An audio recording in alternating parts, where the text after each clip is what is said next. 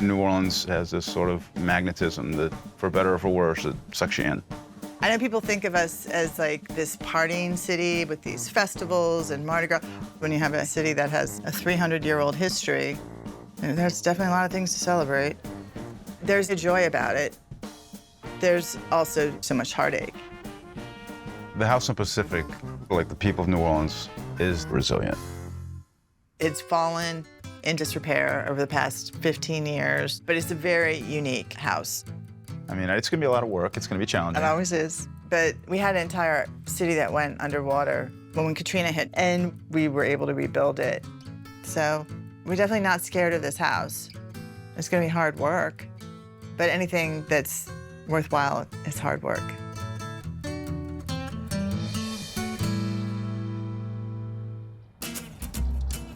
We are at Pacific Avenue in Algiers Point.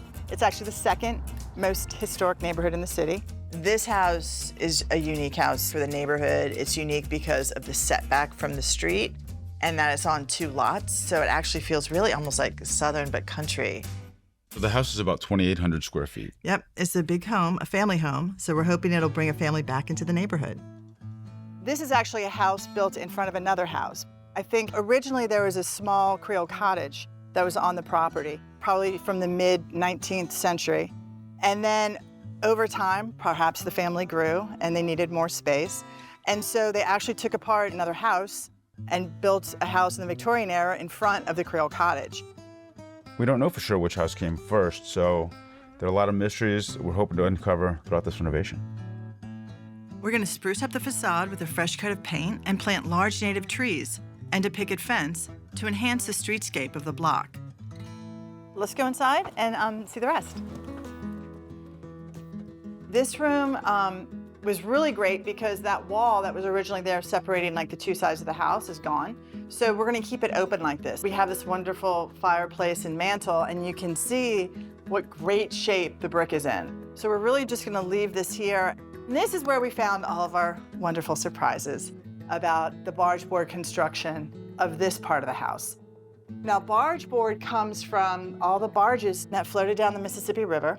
It was before outboard motors or engines, so these boats could not turn back around and go up the Mississippi. So they were literally deconstructed, and they used them to build houses. Unfortunately, the barge board is in pretty rough shape. To make sure the home is structurally sound, we're gonna remove the existing planks and reframe it with new wood. But I'll be able to harvest some of this wood and build something that can stay in this home. So we want to build like a kitchen island that will then be able to stay here with whichever family, gets to live here, and they'll understand then. So it already has a story, and the story can be carried forward through this recycling and reuse and adaptive reuse and how houses and buildings and neighborhoods change over time.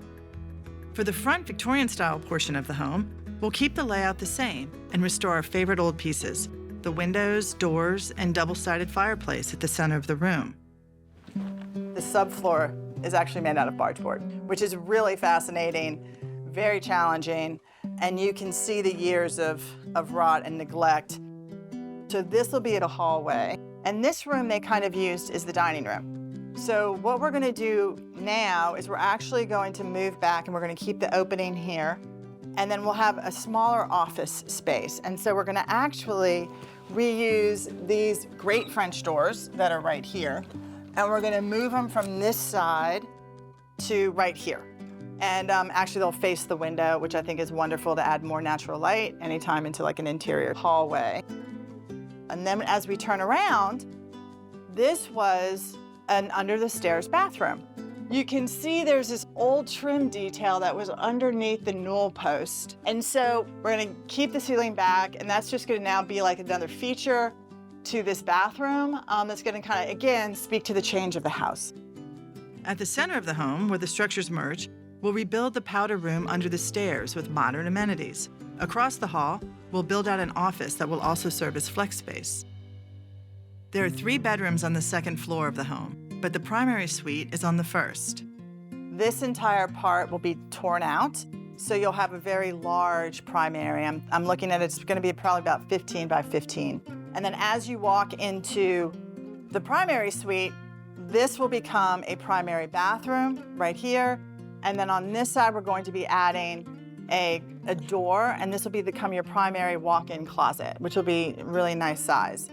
As we walk back this way, this will be the great kitchen. We're gonna expand it, so this wall is coming out. You can tell again that it wasn't original wall to the house.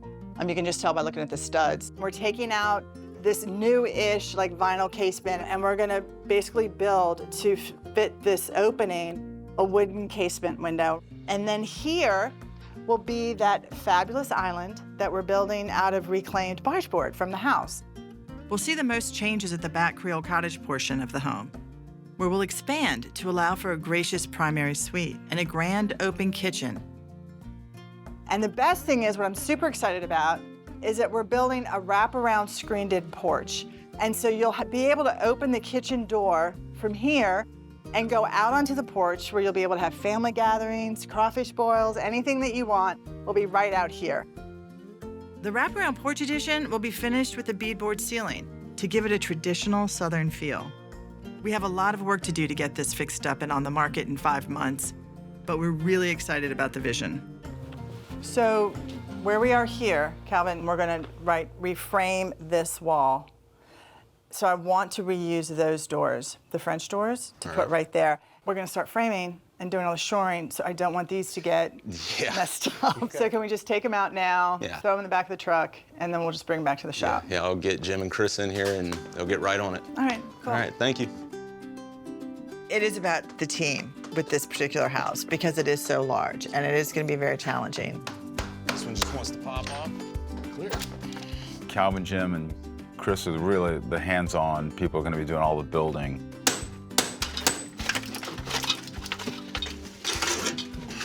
My role is the crazy person with the big picture idea. My title is the insurance agent and the calming influence. Yeah. And those are my roles.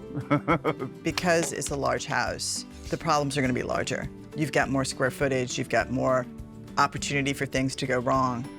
We're really surprised at the condition of the foundation. I mean, always knew it needed repairs, but structurally, it's really going to lead itself to almost an entire new foundation. We're going to have to build some new temporary walls on the inside to support the barge board balloon framing while they're rebuilding all of the foundation and new piers to support. So it's slightly concerning. If something goes wrong, you can lose a wall, you could lose a facade, you could lose many things, and you could also hurt people. So to me, it's very important that you get it right the first time. I think what we're looking at for the foundation work is going to probably add a month. But it's an important house. It's an important house. It's a house that is important to the community and to our neighborhood. Yeah. We live in this neighborhood. We want to do the house right. We want to do the community right. It's really important that we get it right so that it's reflective of our neighborhood.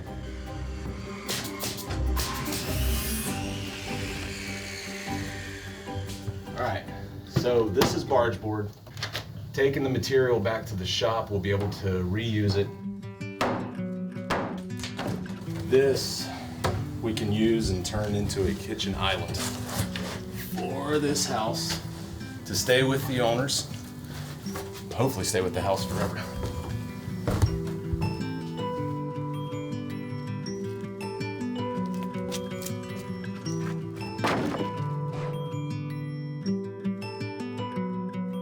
For the past month, our team has been hard at work ensuring the home's structure is solid. Now Jose is continuing onward, framing out the wraparound porch extension. With 3 months left in the renovation, we need to start making decisions about the design of the space. All right. We've taken the existing bones of the kitchen and just expanded to make this a gracious gathering space for the next family who lives here. Y'all are taping the part of the kitchen cabinets. Our cabinets off. Right, but the stove is going to be over there as well. So that part of the kitchen is where the sink will be under that window, and Bobby, where you are, is going to be the refrigerator. And I think we move the stove over to underneath the window. And then because it's casement windows, they open out. It's going to be fabulous. I agree. Being historic does not mean that you have to live without air conditioning. The house has to adapt to the times. We're going to upgrade it. but it doesn't mean that the feel of the house has to change. You still, at the end of the renovation, you want to feel the history of it. So it doesn't matter if it's under 600 square feet or over 3,000 square feet, we're gonna still put the same amount of attention to detail and respect the house. This is your 3.5 by 6. 3.5 by 6 foot island. I think that feels good. Yeah, that's gonna be lovely. We're 4 months into the Pacific Avenue home renovation. Our guys are busy closing up the walls, cleaning the floors, and installing the original doors and windows that we restored at the mill. So I'm a little aggressive with timelines, and so I was probably a little too aggressive. We were thinking like 4 to 5 months. So I think now we're looking at 5 to 6 months. You know, our framing took much longer, so things got a little bit more complicated, but it's all to be expected on a big renovation like that. With just 2 months left in the renovation, it's time to make decisions on our finishings. The exterior paint colors are tricky. Some houses scream certain things to you. I like big, colorful houses. So we're gonna try to introduce color where we can. Morning. Hey, good morning. How are you? Louis? Louis Aubert is very much into historic preservation, historic architecture, and historic paint colors. And so he is helping kind of guide us towards different colors that speak to the house and the era and the time. Have you done any paint scrapings on the house? You know, everything that we found has just been white. It doesn't surprise me. As a child, I remember the house being white. I had friends on the next block when I was a kid. That's kind of what we were thinking. play If with we those could elements. bring in the different elements to introduce some color. Because you know me, I just love lots of color. Yeah, So, well, I okay. paint the ceilings a really good blue. Yeah, I want to do a contemporary blue, but still blue. Traditional placement, but Correct. a more contemporary color, which is good. Right. And I think that'll draw your eye up to that area. Okay. And that may be sufficient. Okay. I think the window sash picked out in a contrast color, darker. And then play with the trim, the window and door casings. Okay. And then let the rest of the house be primarily white. Okay. Nice. I think it'll still feel like a farmhouse, but kind of an updated farmhouse. What do you also walk around to the right side and take a look at the colors we kind of stuck up there already? Okay, very good. All right, so what do you think about these samples we picked at, especially like the foundation here? And I think it's good. I like a dark foundation. It sort of anchors the house visually. Agreed. And, the white's a good chalky white, which looks great. You like that? It's not the brightest white, which No, is good. it's a little on the creamy side. It's a little softer, which looks very good. You want very period colors appropriate to the age of the house. I think the sash and the amber, and the rookwood amber is very good. In period in New Orleans, about 80% of the houses or more are rookwood red. So Okay. that's nice. The trim is a nice soft gray green. They probably would go on a little more to the olive side, but it's still in that same general range. Okay. So I think it's good. And the contrast looks good. The amber looks good surrounded by the green. So I think it's really going to highlight, you know, how the clean lines. Yeah, it'll pull the house together. I look forward to seeing it's gonna be really nice. It's such a relief to know our vision is true to the history of the home. We'll touch up the white base and the pale blue porch ceilings, and then add amber and olive gray to the trim to tee us up for what's to come on the inside. This one means a lot to the community, so it's important that we do it right while also staying on time and on budget. Now that we have the paint on the walls, the vision's really coming together. we're getting there, guys. What do y'all think? I like that the trim's the same as the walls. I had no idea that was going to be the case. The shared living and dining room space in the front of the home is pretty much staying true to its original. So the work here is really about restoring what exists and adding modern touches to make it livable.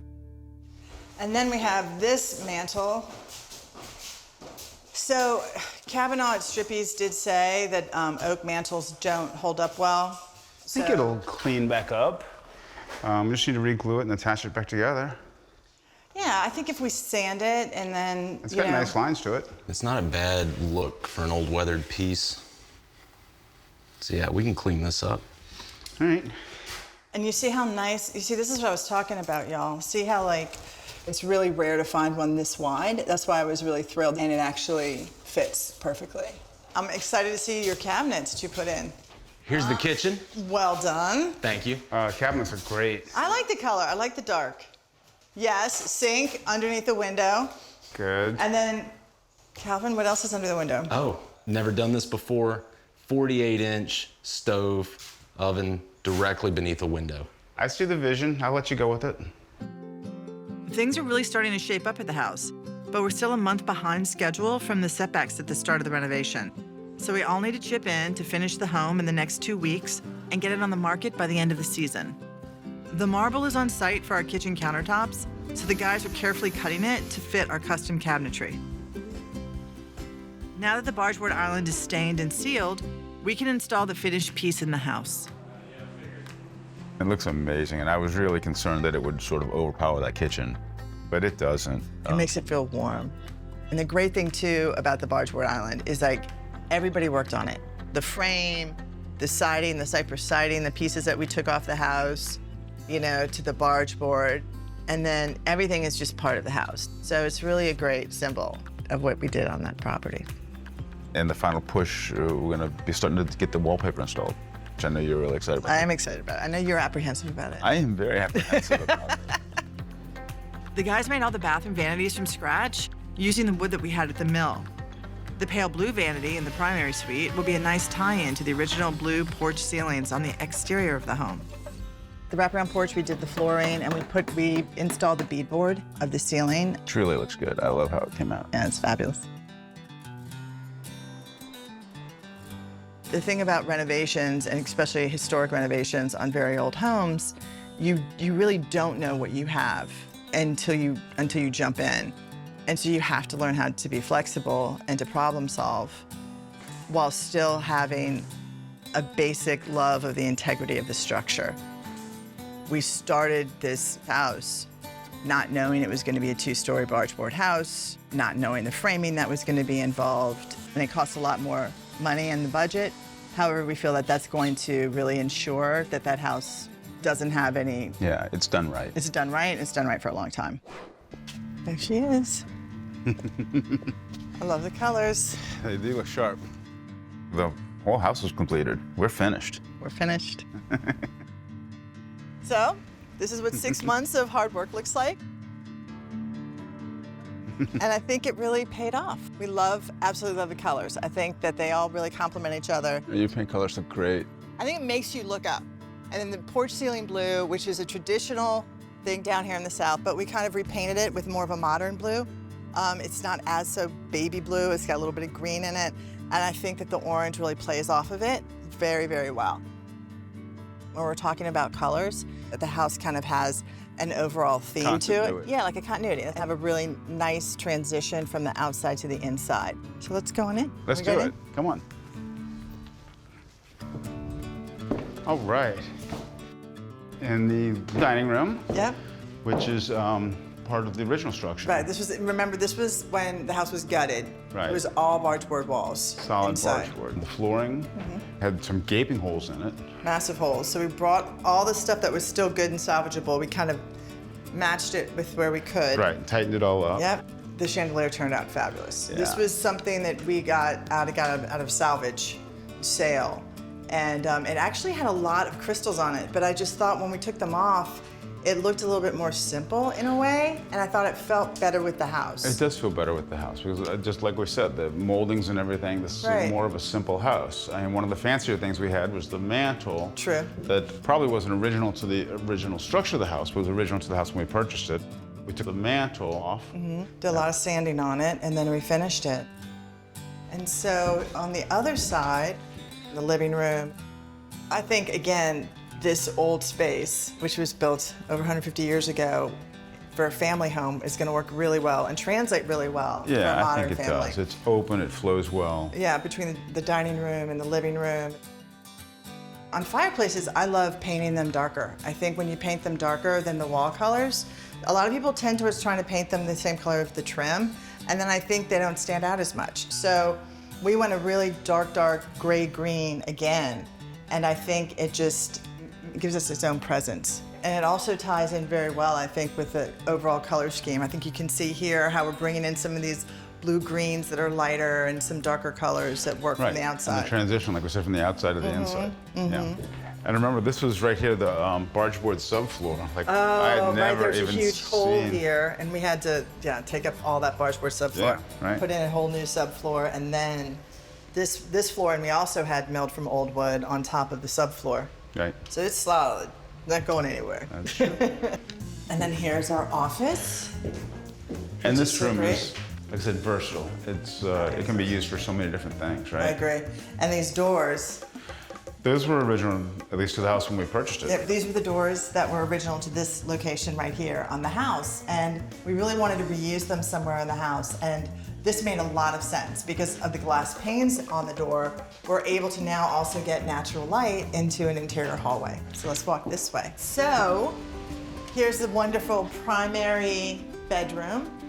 And this space is in the rear of the house. Right. Actually, this was the original Creole Cottage portion of the house. The back portion, right. Right? But the color is perfect, the Right. wallpaper is perfect, the way they framed it. I love this room. The frame of the wallpaper was really Nomita's idea. You know, I was kind of envisioning, I thought she wanted one wall, we would do the whole wall. And she's like, no, let's build a frame around it. So Chris and Calvin built the frame. It actually looks more like a mural. You know, as we talked about like the use of color outside and inside, we kind of continued it and made a really good transition into the primary bath. By this blue, we basically made it half formula to bring it into the bathroom. And as we're walking in the back part of the house, we have to stop I know at the favorite bathroom. you love this bathroom. I think it turned out fantastic. Loving again the wallpaper. Right. And have these great images of what we see during Mardi Gras season. You know, I think it's fantastic. And then do you remember what we found when we Right, bottom of the newel post? So that was a hidden gem of the house that no one had seen for decades and decades. For a small bathroom, it punches It totally lot. punches it out. And then once again, you know, I kind of got to design the vanity, and the guys built the vanities at the mill shop and did a wonderful job with those arches on the doors, don't you think? It's a nice detail. So, ready to go to the favorite room, our kitchen? Let's go see it. Let's go see it. And there she is. You can't miss the island. This thing Cannot is miss massive. the island. It's pretty fabulous. It encompasses the whole room, and yet it's not overpowering. I don't think so either. If you remember building this island, we made it out of all of the wood basically came out of this house. It's solid. It just shows how things can age beautifully, like this house. Obviously the wallpaper. Love the You wallpaper. know, when you use it as an accent piece, Yeah. it really gives the room depth. It brings in the outside. And we love those banana trees from when we were kids. So again, these wonderful casement windows that we made in the shop that you can sit here and open, turned out beautiful. Yeah, I like them a lot. You know, the original kitchen, when we got the house, was in this location, but it felt a lot more cramped. I mean, we did have these two casement windows, which kind of lent itself to opening up to the outside, but if you remember, that door was behind a wall. Right. And so just by the virtue of removing that wall and having two kitchen doors, it made so much sense to do a wraparound porch. Yeah, which is my favorite part. I know, it's what your we've favorite done. part. It just does make an extension of the kitchen. Right. Sitting outside in the back porch and having meals. Yeah, it was really, really lovely. It's just gonna be a great new tradition for this family, as a family home, to have that. Yep.